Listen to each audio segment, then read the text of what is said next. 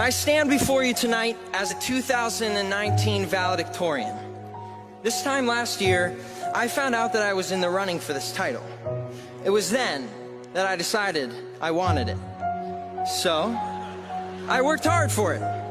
I sacrificed for it. And yes, I stressed for it.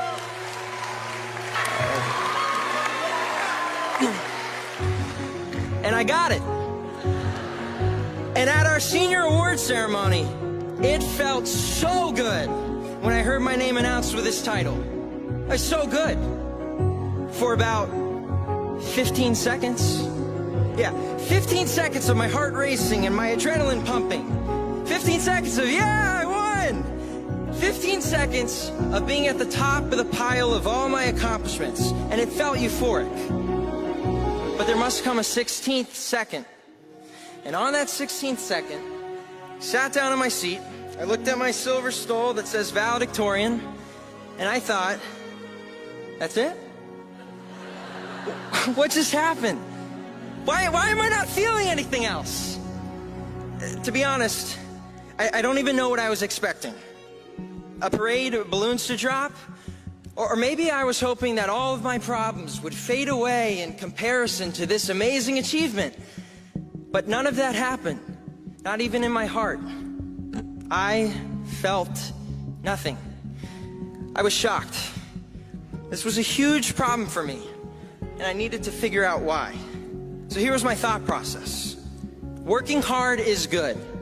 It is in fact biblical, but it should not be done for the sole purpose of a goal's sake at the expense of relationship with others. Looking back on this year, I realized that the stress of this year for this goal and a 5-minute speech was paid for with the lack of attending to relationships in my life. A lesson learned and self-reflection accomplished. Now, I would like you, my fellow classmates, to do some self-reflecting.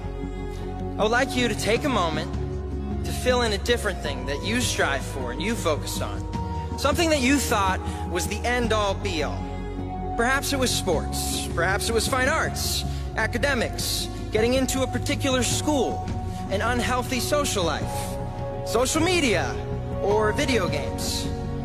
Friends, we are about to launch into life, and we haven't messed anything up yet.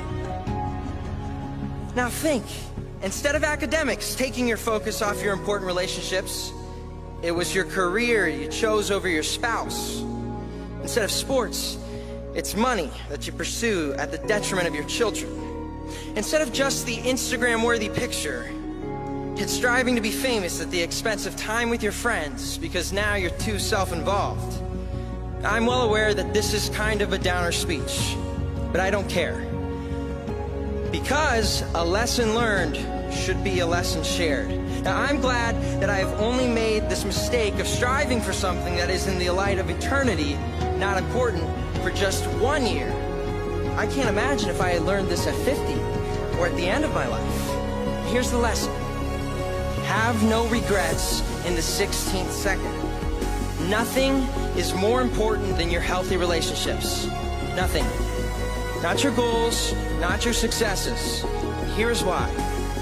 Relationships are where we get to influence, impact, and change people's lives. Your life cannot be meaningful without them.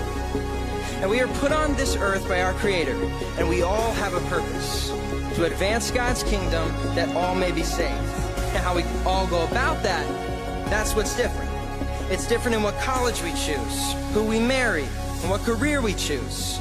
It's different in the triumphs and tragedies that come upon us. But in all those things, new relationships are being formed. As you live your life on this earth, there is no greater good than you can do for a person than to love them so much that you point them to Jesus Christ. But first, He should be your first relationship that you cannot neglect. And I want you to know, I have been here at TKA for 14 years, and I love this school, and I love all of you, my classmates. And tonight, I am imploring you, if you have not begun that personal relationship with Jesus Christ, just do it.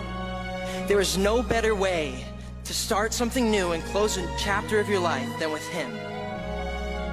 If he is your Lord and Savior, then make sure you care for that relationship above all others. And after that, prioritize what is important in your life. And never, never lose focus of your important relationships. So be generous with your time and money, and a lot of relational issues will be resolved. And by the way, it's not too late to mend fractured relationships. Any friends you haven't spoken to in a while because of your pride, parents whom you disrespected, and teachers who you never thanked. Just do it. Humble yourself. Start a conversation. Have no regrets in the 16th second. In conclusion, this has been one of the hundreds of life lessons I have learned at the King's Academy, and that has been more valuable than academics. So thank you to all who have taken the time to teach each of us our lessons. And once again, thank you to our parents who have been the main source of our lesson learning.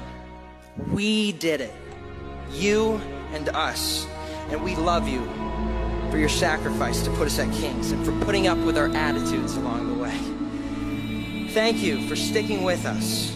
When we receive our diploma tonight, just know we all have earned it.